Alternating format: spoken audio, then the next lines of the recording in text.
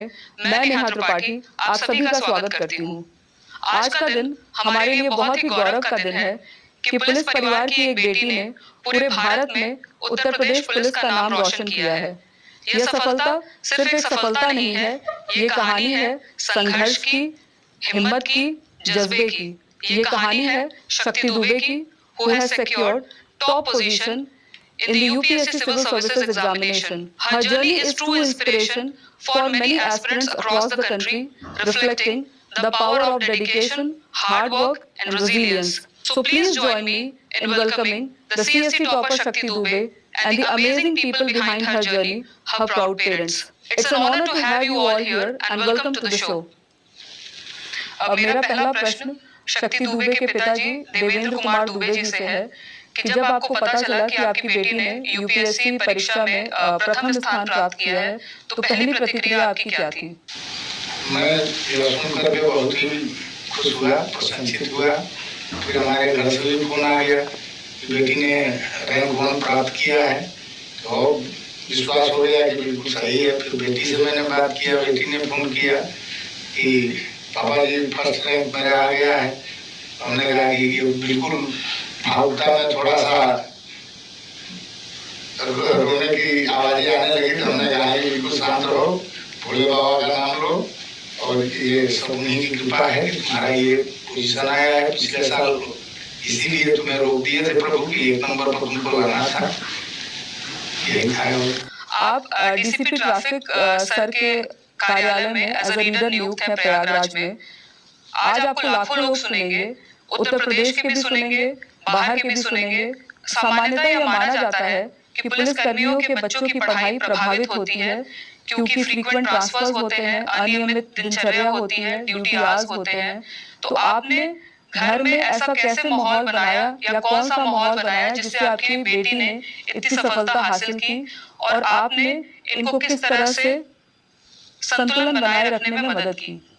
देखें, मैं रीडर के पद पर हूँ और पहले भी मैं कांस्टेबल के पद पर था और ऑफिस की नौकरी मैंने पूरा किया है। दिन की नौकरी पुलिस विभाग में बहुत कम की है और एक थाना गुरुपुर है, वहीं पर मेरा सरकारी आवास था और मेरा ट्रांसफर इधर उधर भी होता रहा, लेकिन बच्चों को वहीं पर शिफ्ट रखा।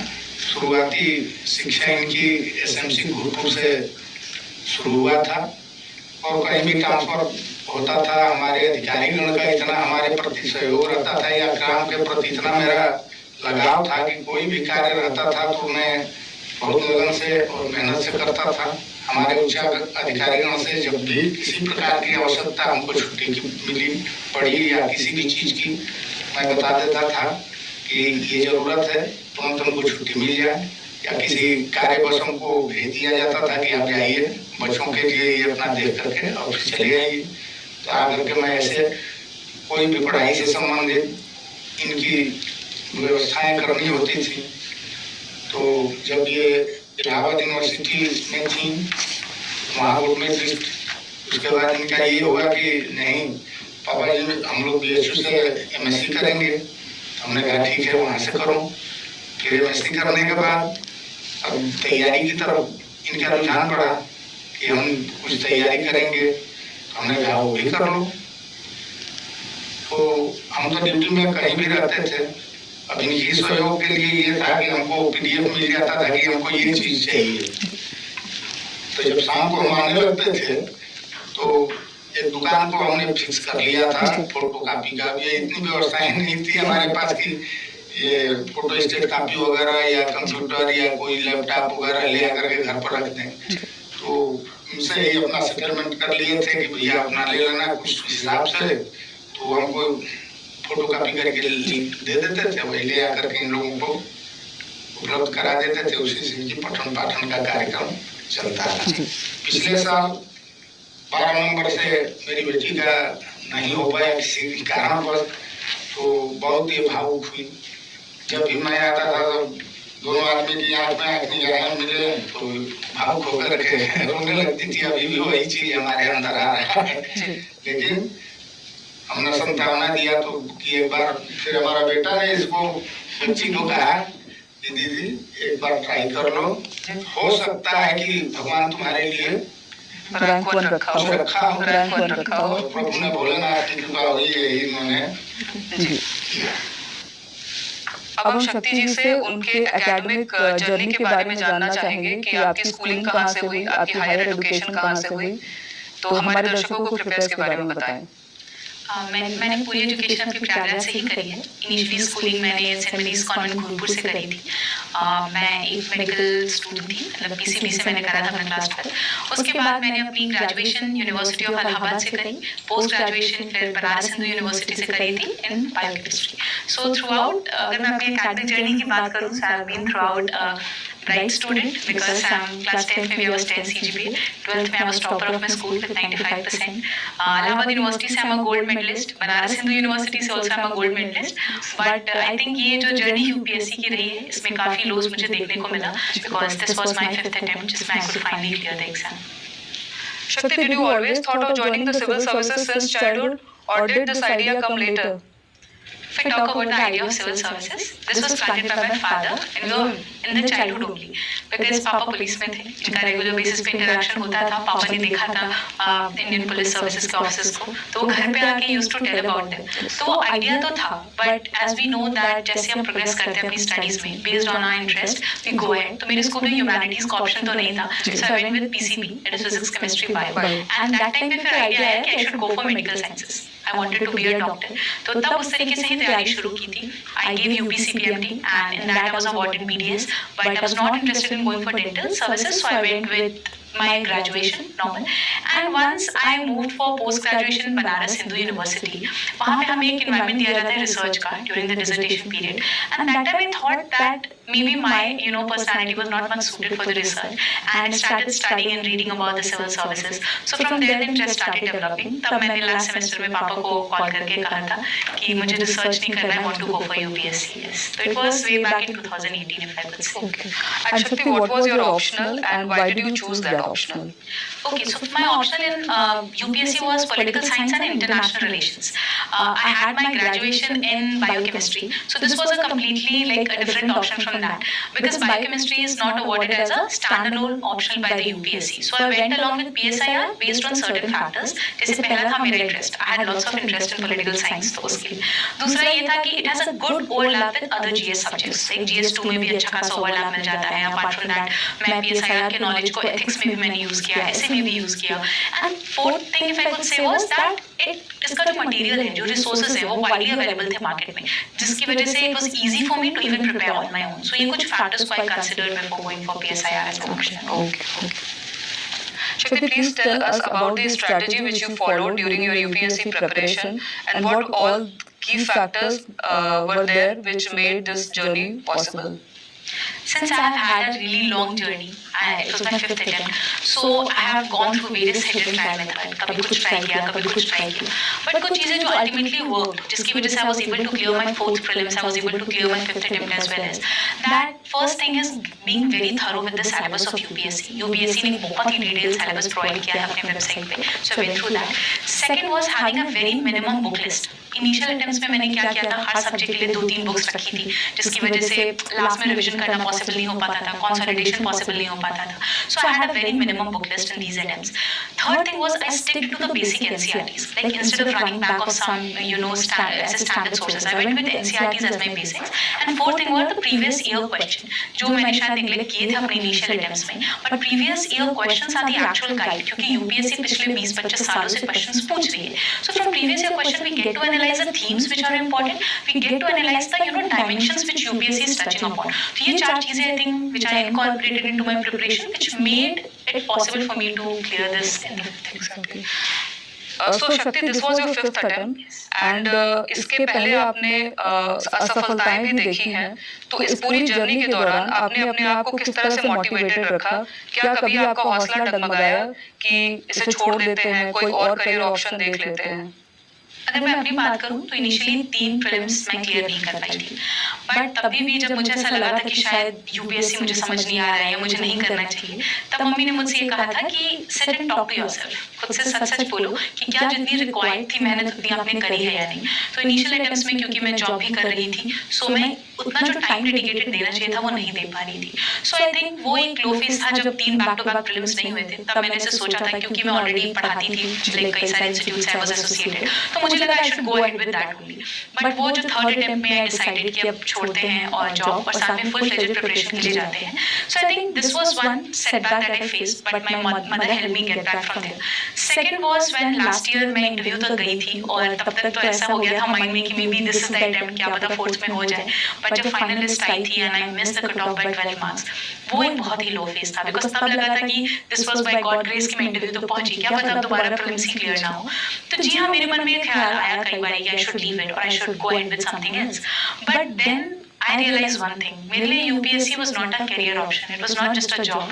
For me, for place where I come, from the kind of background that I come, हमारे लिए ये एक वो एजेंडा होता है for generational changes, to bring that positive impact in the society. जैसे अभी तो घर से बहुत सारे calls आ रहे हैं बलिया से, and people are like so motivated that okay, now we can let our daughters go that ahead as well. तो ये एक एजेंडा हमेशा मम्मी ने कहा था कि ऑलवेज रिमेंबर द व्हाई, कि आपको ये जॉब क्यों करनी थी। तो I think that kept me motivated for this long years and finally I could make it in the fifth attempt. Shakti, tell us about that incredible moment जब आपको पता चला कि आपकी रैंक 1 आई है। तो एक्चुअली यूपीएससी का होता है कि जिस दिन रिजल्ट आने वाला होता है मॉर्निंग से सबको पता हो जाए क्या जा जाएगा। सो मैंने लीव लिया हुआ था, I was at home only, और मैं अकेली थी तब दिल्ली में पीजी में। तो I was just sitting and scrolling through my phone कि कभी भी आ सकता है, क्या होगा। तो वो मैं ऐसे डिस्क्राइब कर सकती हूँ, वो मोमेंट था 1:30 तक का जब मैं रो रही थी और बहुत ज़्यादा एंशियस थी। I was praying to God कि काश 300 400 कहीं तो किसी रैंक में मेरा नाम हो। तो जब रिजल्ट आ गया तो सबसे पहला कॉल मुझे आया था मेरे ऑफिस से, and they called me and they said कि शक्ति रिजल्ट्स आ गए हैं। तो I downloaded it and said कि सर मेरे नाम के आगे 1 लिखा हुआ है, मुझे लग रहा है ये फेक पीडीएफ है, क्योंकि इनिशियली लगता है शायद सच ना हो। तो उन्होंने कहा कि अपना रोल नंबर कंफर्म करो, और मैंने रोल नंबर कंफर्म किया, वेरीफाई किया, दे सेड तब ये तुम्हारा ही है, फेक पीडीएफ नहीं है, सर ओरिजिनल है। एंड आई थिंक वो एक मोमेंट था कि 5 मिनट के लिए मैं was totally freezed, I was thanking God. मुझे समझ में नहीं आया, मैंने किसी को कॉल भी नहीं किया था। फिर मैंने पापा को कॉल किया, एंड क्योंकि मैं रो रही थी तो पहले पापा कभी था घबराओ नहीं, कोई बात नहीं, उन्हें शायद लगा होगा कि नहीं हुआ था, बट देन आई टोल्ड नहीं पापा इस बार हो गया और रैंक 1 आई है। सो आई थिंक रैंक 1 जो था वो टोटली अनएक्सपेक्टेड था, बहुत ही, and that was one of the most surreal beautiful moment, because वो 5-6 साल की मेहनत हैज फाइनली कम टू। तो इसका श्रेय आप अपने माता-पिता को देना चाहेंगी? जी बिल्कुल, बिकॉज़ इस पूरी जर्नी में जो इतनी लंबी रही, जितना हमने नहीं सफर किया है, जितना हमने नहीं सुना है, बिकॉज़ व्हाट हैपेंस इज कि हम एकदम क्लोज हो जाते हैं, we don't attend functions, we don't go out much with friends. But parents ऐसे हैं जिनको फैमिली ऑब्लिगेशंस, रिस्पांसिबिलिटी की वजह से कई फंक्शंस में जाना पड़ता है, उन्हें बहुत चीजें सुननी पड़ती हैं फैमिली से, रिलेटिव से, यू नो आसपास के लोग, but they never let that come to us. उन्होंने कभी हमें इस चीज का बर्डन नहीं डाला। पापा का, मम्मी का, दोनों का एक ही था, आप लोग पढ़ो, जब तक आपको लगता है that you, if you think you can do it then please go ahead with it. So वो एक सपोर्ट हमेशा इनका रहा है। साथ में सिबलिंग्स रहे हैं जिन्होंने मतलब एक तरीके से नॉन यूपीएससी पर्सपेक्टिव जो होता है लाइफ का, हां that was also important, so I always had that. I really be thankful to my family for this. Shakti, now you are a civil servant, so being a civil servant आपकी क्या-क्या priorities होंगी, and जब आप किसी district में as a district magistrate post होंगी, तो being a female officer क्या-क्या आपकी प्रायोरिटीज होंगी, इसके बारे में हमें बताएं। So if I talk about priorities, I think since I have belonged to such a place जहाँ से मैं आती हूँ, बलिया, वहाँ पे हमने बहुत सारे issues देखे हैं जो specific to women रहे हैं. Be it sun meta preference, be it things like poor literacy rate. There are so many things that are going on. So my mom always had this idea कि you guys should never be able to face that. आप लोगों को कभी ये चीज़ face ना करनी पड़े life में. इसके लिए उन्होंने education हो हम लोगों की, higher education हो, be it any services that we wanted for. She has always supported us for that. तो वो चीज़ें जब हमने बहुत ही करीब से देखी हैं, तो being a women officer मेरा हमेशा priority रहेगा on women rights. I think government ने बहुत कुछ किया हुआ है already, but issue lies in implementation. Specifically if you talk about the rural women, मुझे लगता है कि they are less aware about their rights, they are less aware about the initiatives of government of India. तो एक वो है ना empowered women at the grassroots level. I think that would be one of my priority area to work on. शक्ति, इस समय आपको बहुत सारे ऐसे युवा सुन रहे हैं जो यूपीएससी की प्रिपरेशन कर रहे हैं या यूपीएससी की प्रिपरेशन करने की सोच रहे हैं, तो ऐसे यूथ को, ऐसे फ्यूचर एस्पिरेंट्स को आप क्या स्ट्रैटेजी बताना चाहेंगी, क्या सफलता का मंत्र देना चाहेंगी, जिससे वो भी आपकी तरह इस यूपीएससी की जर्नी में सफल हों? जो गलतियां मैंने इनिशियली करी थी वो ये था बिना एग्जाम को समझे मैंने एग्जाम देना शुरू कर दिया था यूपीएससी का, जिसकी वजह से मुझे इतना टेंशन लगा। I think the homework is more important for writing the exam. You should be very thorough with the syllabus of UPSC so that you are aware कि क्या पढ़ना है और कितनी चीजें रिक्वायर्ड है, सिलेबस क्या है, कितनी बुक्स आपको पढ़नी है, कौन से सब्जेक्ट्स हैं, कितने पेपर्स हैं, क्या वेटेज है मेंस का, क्या वेटेज है लाइक इंटरव्यू का, सो दैट अकॉर्डिंगली आप उतना प्रायोरिटाइज कर पाओ अपनी प्रिपरेशन को। First thing. Second thing is that you need to be very thorough with your basics. That is आपकी एनसीईआरटी जो है, basic history, geography, polity, economics की, वो आपको अच्छी तरीके से फॉलो करनी है। I think students run back of other standard sources and they ignore their NCERTs. I think NCERTs वो स्टैंडर्ड बुक्स हैं जिन्होंने मोस्ट ऑफ द चीजों को बहुत अच्छी तरीके से कवर किया हुआ है। I think that is one that student should not ignore. Third thing will be again the previous year question as I mentioned, because मैंने इनिशियली उसी को इग्नोर किया था and because of that I was lost in my preparation. मुझे वो की areas नहीं identify हो पा रहे थे जो कि एग्जाम के लिए इंपॉर्टेंट है। And that important advice that I would like to give to the aspirants is do not get into UPSC without any plan B, because initially जब मैंने शुरू किया था I started with a job. तो एक हमेशा security था कि if I don't get into UPSC I always have option to fall back upon. तो एक प्लान बी जो है ऑप्शन जिसको मैंने हमेशा से सपोर्ट किया है, I think that should always be there. Shakti, आपने प्लान बी के बारे में बात किया, तो हमारे यूथ को, हमारे फ्यूचर एस्पिरेंट्स को प्लान बी के बारे में थोड़ा सा एलाबोरेट करके बताइए। अभी यूपीएससी की अगर हम बात करें तो एक बहुत ही ज्यादा अनसर्टेनिटी रहती है इसके रिजल्ट्स में। We see almost 5 to 6 lakh aspirants appear करते हैं प्रीलिम्स के लिए, but ultimately there are some 900 to 1000 students who make it to the list. तो 99% of them will not go there. तो ये है, फिर लिमिटेड नंबर ऑफ अटेम्प्ट्स हैं, एज का क्राइटेरिया है, there are several things that will come into factors that will come to play an important role in this. तो एक अपने लिए एक मेंटल स्टेबिलिटी के लिए, स्ट्रेंथ के लिए आपके पास एक ऑप्शन होना चाहिए to fall back upon. Like if I was from the biochemistry background, I had life sciences, so initially मैंने start कर दिया था to mentor students from the medical background जो थे। फिर अभी धीरे-धीरे since when I was into UPSC preparation, I moved ahead with mentoring the students for UPSC. Similarly, they can be engineering students who can have an option in the IT sector or in the engineering field. Medical students can always have option to go back to MBBS and complete their higher education there. इसके अलावा अगर हम बात करें तो there are also several other government examinations like the state PCS we have. We also have SSC, banking. Then there are other exams like RBI, NABARD, SEBI वगैरह। तो इन सब को भी अगर आप प्रायोरिटाइज करके चलेंगे तो I think that will be more important, because in the end it's also about your own stability. अगर आपका मेंटली आप उतने स्ट्रांग और रेजिलिएंट नहीं हो, it becomes really tiring in this journey. तो मैं हमेशा ये कहती हूँ कि have a plan B so that what if not, क्योंकि most of the aspirants think हमारा हो जाएगा, ठीक है, we do not account the failure, and जिसकी वजह से इन द एंड अगर नहीं होता है तो there are so many things that comes crashing down, because एक एम्पायर आप खुद के लिए बिल्ड कर रहे हो and what if doesn't comes out to be true. तो इसलिए प्लान भी होना I think is really important. मेरा लास्ट क्वेश्चन देवेंद्र जी आपसे है।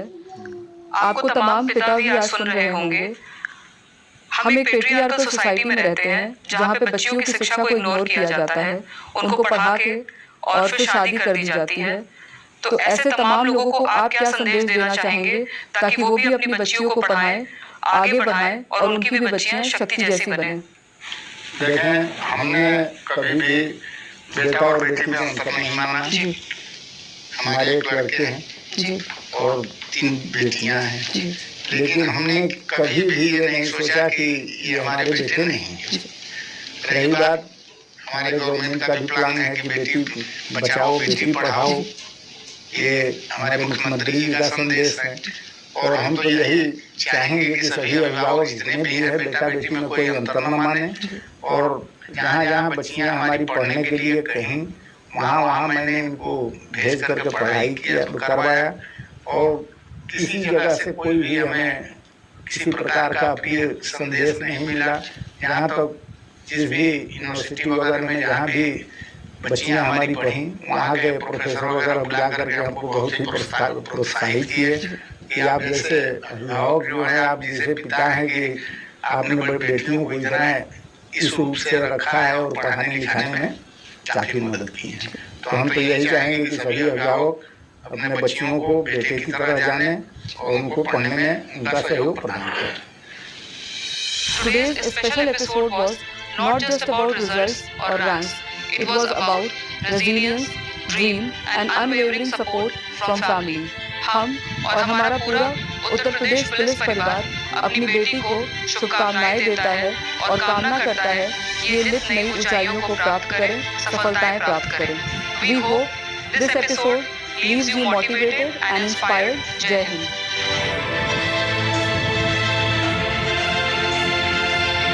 आप इस पॉडकास्ट को और इससे